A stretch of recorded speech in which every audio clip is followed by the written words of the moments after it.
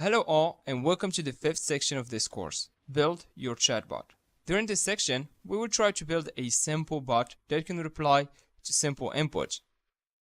In the previous sections, we have built Sentiment Analyzer, seen various common NLP tasks using NLTK, and created a classifier.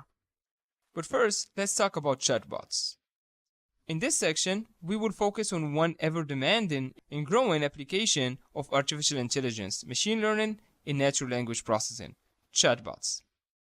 Even if you did not watch Star Wars, you have heard about it. One of the characters is a droid called CP3O. One of the most famous characters is a droid who could talk and have conversations with other humans in the movie. Having a conversational droid or program might not be a science fiction anymore, because chatbots are getting more and more included in our daily lives.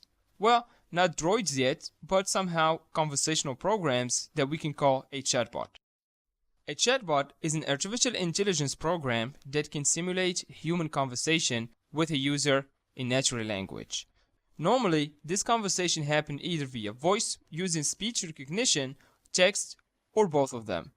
Similar to your phone virtual personal assistant, users can ask questions and make requests using their own natural language.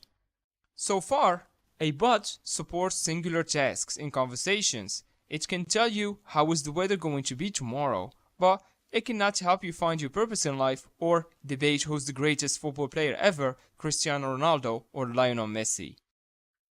In this section, we will use a library called Chatbot. It's a machine learning conversational dialogue engine built using Python.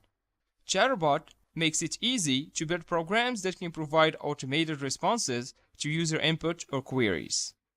This tool makes developers' lives easier because it's easy to use and lets you create a chatbot fastly.